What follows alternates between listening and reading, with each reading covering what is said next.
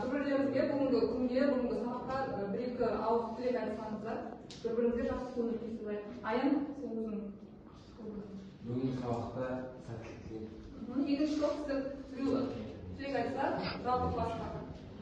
Adirek aytadi.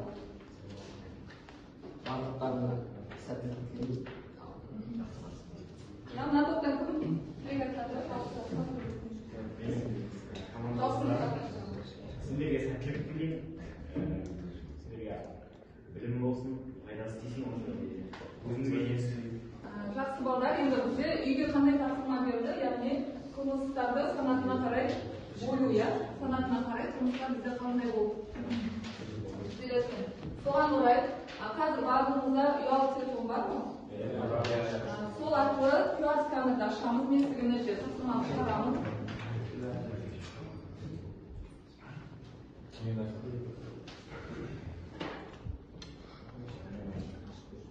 Сканерлеп алайық. Бұл ойын сіздерде жалған қате деген ойын, яғни сіздерге ақпарат беріледі, соның жалған немесе қате екенін белгілейсіздер. 1 минут уақыт беріліп, үйге берілген тапсырманы қалай меңгердіңіздер көрейік.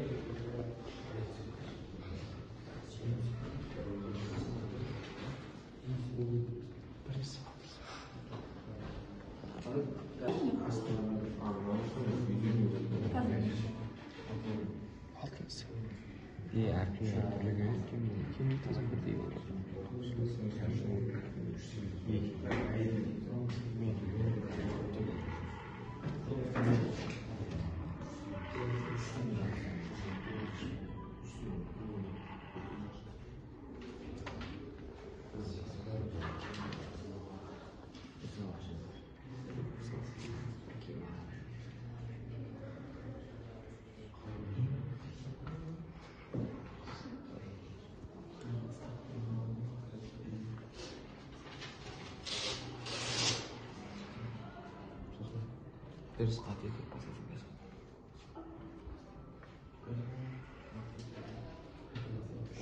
Балдар, енді үй тапсырмасын қалай меңгергендеріңізді қарап кетсек, мына таблицада кестеде не жоғары балл алған бізде айдын екен, 11 балл, одан кейін селим.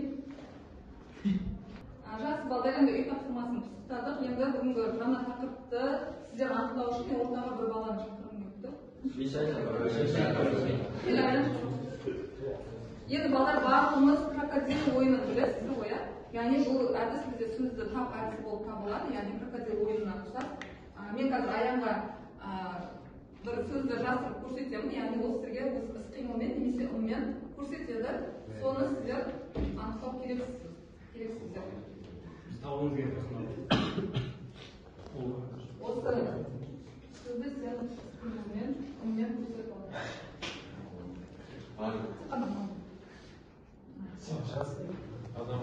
Шуламай, қолы үшін көтереміз. Адам өлтіру.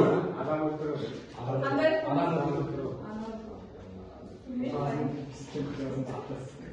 Қасынан бір керек, тағы бір бала. Мишай шақыр. Кел айт. Екеуіңізге қазір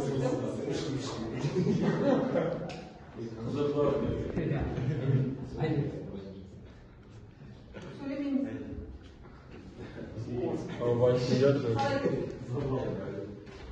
Адам өлтіру ма? Келе ма? Адам өлтіруға? Енді балдар адам өлтіруге адамды ұрмау керек. Бұл қандай қылмыстар деп ойлайсыздар? Неге қарсы? Яғни адамға, жеке тұлғаға қарсы қылмыстар үшінші топ не болды? Яғни бүгінгі біздің тақырыбымыз сіздермен қандай тақырып болмақ? Адамдар, яғни жеке адамға, жалпы адамға қарсы қылмыстар туралы бүгін сөз қозғайтын боламыз, бұзушылықтар. Енді бүгінгі сабағымыздың мақсаты Қазақстан Республикасының қылмыстық нормаларына сәйкес адамдардың әрекетін саралау. Яғни бүгінгі тапсырмада сіздер осы қылмыстарды саралап анықтайтын боласыздар. Бүгінгі сабағымыздың тақырыбын дәптерге жазып алып. Параграф 34. Кітабымызды оқуымызды ашамыз, жақсы жазамыз.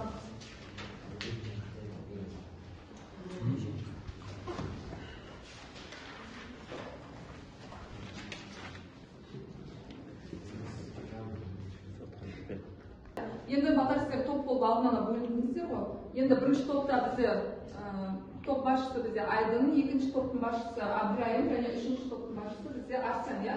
Енді батарсыздар топ басшысы болғандықтан өзіңіздің топ мүшелері қалай жұмыс жасайды, соның барлығын қадағалап отырасыздар. Содан кейін сабағымыздың ең соңында бағалауды өздеріңіз шешесіздер. Маған айтасыздар, мен тобымдағы Арманға осындай баға қоямын, Ерасылға осындай баға қоямын, өйткені осылай қатысты немесе оның белсенді көрсетті деген сияқты. Жарай ма?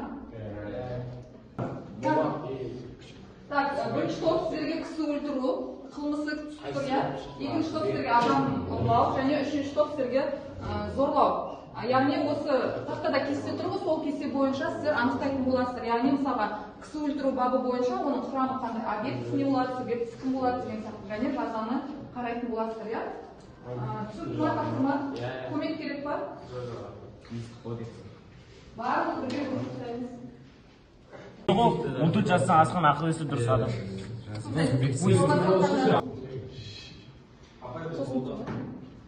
Қандай деді? 10 жылдан 15 жылға дейін бас бостандығы.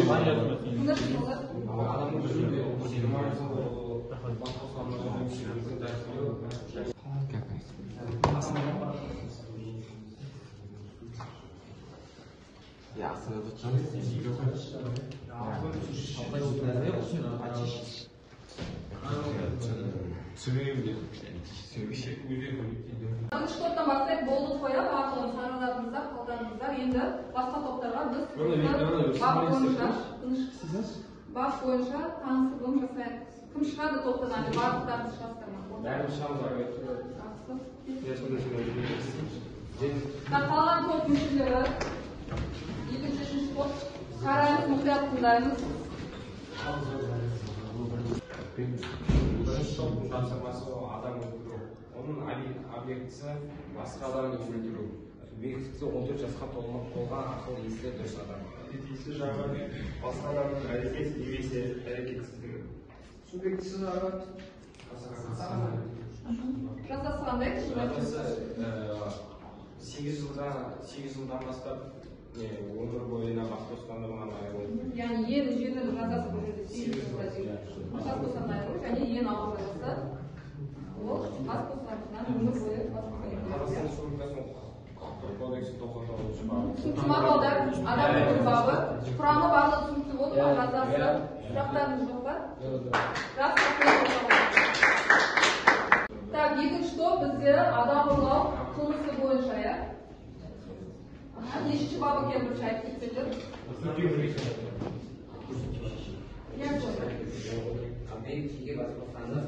Жоқ, бап нешінші бап екен? Адам ұрлау Қазақстан Республикасының Қылмыстық кодексінің 25-ші бабы. 125. Құрамын айтып кетсеңдер? Объект жеке бас бостандық, объективті жағы, белсенді іс-әрекет, субъект 14 жасқа толған ақыл есі дұрыс адам. Субъективті жағы қасақана тікелей не жазасы жеңіл жазасы 74 жылдан 7 жылға дейін, ауыр жазасы бас бостандығынан өмір бойына айырылу. Түсінікті ма балдар? Адам ұрлау, яғни бұл 125-ші бабы екен, иә? Құштылық сөйлес соқпет дейді. Сұрақтарыңыз бар ма? Түсінікті болды ма? Құрамы барлы элементтері қандай екені? Сұрақтарыңыз жоқ па? Жақсы, рахмет, екінші топ. Зорлау қылмысы Қазақстан Республикасының Қылмыстық кодексінің 120-ші бабы. Зорлаудың объектісі жыныс бостандығы. Әйел адамның жыныс бостандығы. Субъекті жағы 14 жасқа толған ақыл есі дұрыс адам. Объективті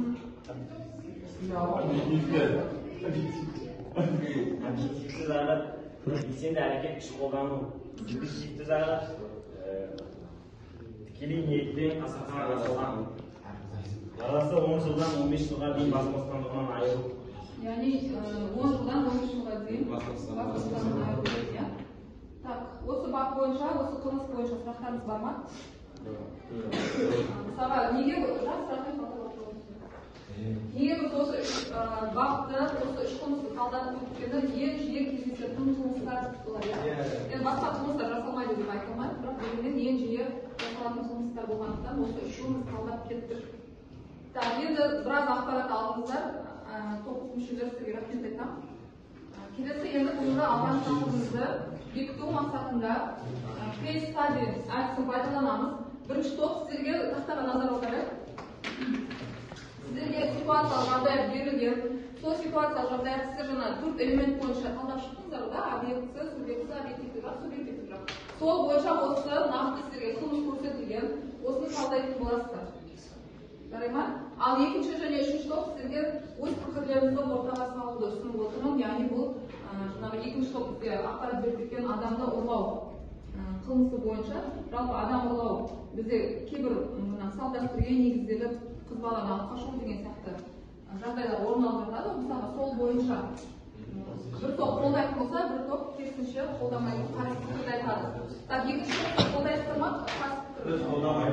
Так, бізде үшінші топ қолдамаймыз дейді, яғни алып қашу деген сияқты адам ұрлауға қатысты. Ал бізде екінші топ керісінше қолдайтын пікірді айтатын болады. Кейс стади әдісі бойынша ситуациялық жағдайды қылмыс құрамына қарай талдау. Кім жауап береді сіздерді? Айтын сот басшысы жақсы. 2020 жылдың 10 қазан күні Ж және М есімді азаматтар жалдамалы пәтерде ішімдік ішіп отырады.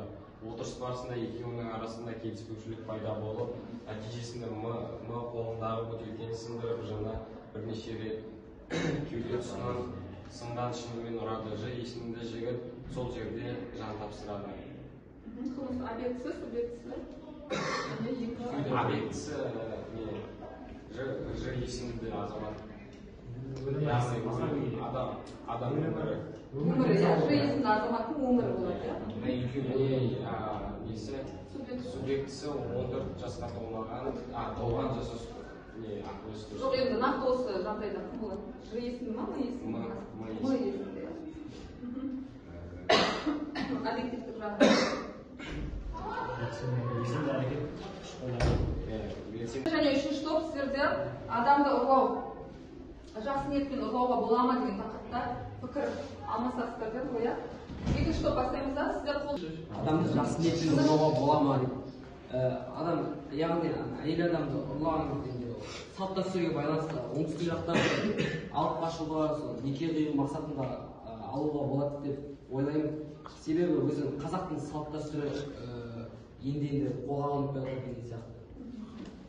Яғни салт дәстүрімізді ұмытпау мақсатында. Ал былай құқықтық жағынан қарасақ, ол енді әйел адам келіспейтін болса, олар ол заң жағынан дұрыс емес болады. Енді абырайын қарашы, екінші топ мүшелері. Мысалға, жалпы салт дәстүрімізге байланысты деп айтып жатсың ғой. Кезінде ата бабаларымыз қандай жағдайда қыз баланы алып қашатын болған? Жалпы қыз баланы алып қашатын қандай өздеріне егер келісім соны нақтылайыншы. кезінде Жалпы айта берді, егер қыз бала келіспейтін тұрса алып қашуға болады. Бірақ ол ата-анасынан егер қыз бала жақта жағдай болмаса, үлкен қыз ұзатып жасауға сондай кезде рұқсат берген алып қашуға. Сондықтан да бұны салт дәстүр негізінде жасалған адам ұрлау фактісі орын алса, онда оны қолдауға болады деп айтып тұрсың ғой, салт дәстүрге негізі. Жақсы, рахмет. Пікірмен келісесіздер ма? Жоқ. Яғни үшінші топ келіспейміз деп отыр ғой. Неліктен? Пікір өз пікірін айтады. Қазақстан адам ұрлау Қазақстан Республикасының қылмыстық кодексінің 125-ші бабы бойынша ол ұрлаған адам ұрлағаны үшін 4 жылдан 7 жылға дейін бас бостандығынан айырылады. Жоқ, енді сен қолдамаймын тұрсың, неге қолдамайсың? Қазір Абдырайым өзі айтып кеткендей келісетіндер бар, келіспей алып қашып кететіндер бар. Келсе ол кезде ол қарайтындар да бар. Ал келіспей стоп, сен маған кексересің. Сен де ойыңды айтасың да? Тыныш, олай. Жақсы ниетпен алып қашуды біз қолдамаймыз, өйткені қазіргі заманда заман дамып кеткен ондай қажеттілік жоқ дәстүрде. әр адамның өзінің бас бостандығы ғой. яғни құқықтық мемлекетте ол министр мемлекетте өмір сүріп жатырмыз деген ғой иә. Сол үшін әр адамның өзінің бостандығы бар, оны шектеуге болмайды, алып қашып сондай. Саған оңтүстікте бар ғой сондай жағдайлар иә. Мүлдем танымайтын қыз баланы алып қашып жатады иә. Жалпымыз аяқталуға шамалы қалды. Енді біздің сабағымыздың соңында кері байланыс жасап жіберейік. Чемодан әдісі бойынша сіздерге деген мынандай сұрақ қойғым келіп тұр. Бүгінгі сабақтан сіздер қандай білім, қандай дағды алдыңыздар, өздеріңізге керекті ақпарат алдыңыздар ма? Сол туралы бір-екі сөз айтып кетсеңіздер.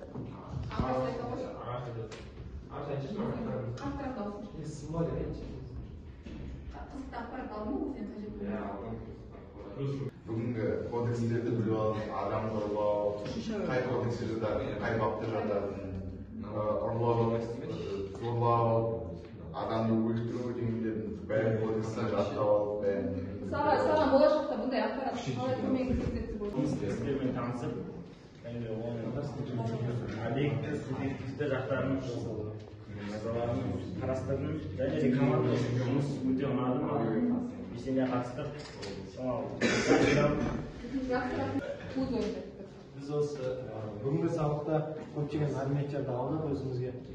Оның маңыздылары мысалы жаңағы зорлық, зомбылық, адамды ұрлау, өлтіру сияқты ең көп таралған қылмыстық құқық бұзушылықтарды білдік, және де олардың нешінші бабы, және де олардың жазаларын оқыдық. Жалпы саған сабақ ұнады ма? Сабақ ұнады. Екінші топ басшысы жағдайы өз команданы бағалады. Біздің екінші топтың өте жақсы. Соның ішінде Сұлтан өзінің пікірлерін жақсы бөлісті. Сұлтанға 7 балл беремін. Соның ішінде және Айтбекке де өзінің пікірлерімен қосылып, және өзінің сурет жақсы салғанын көрсетіп, өзінің белсенді көрсетті. Айтбекке 10 балл беремін. Ал Дәулетке Екінші топтың топ басшысы бізде Арсен. Өз команда мүшелерімді бағалап кетсек. Біздің команда үшінші топ. Біздің команда Арман, Құдірет, Селим, Жарлық бүгін сабаққа өте жақсы қатысты. Міне соның дәлелі. Барлығы бүгін белсенді және де жақсы қатысты, сабаққа барлығына 10 деген болады. Барлығына 10. Бүгінгі тақырыбымыз бізде түсінікті иә, сіздер біраз ақпарат алдық деп өздеріңіз айтып жатсыздар ғой. Енді үйге тапсырма сіздерге. Осы тақырыпты оқып келесіздер. Содан кейін тақырыптың соңында сіздерге құқықтық жағдаяттар көрсетілген бір-екі жағдаят бар.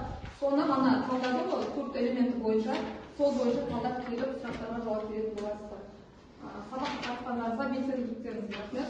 Сау болыңыздар.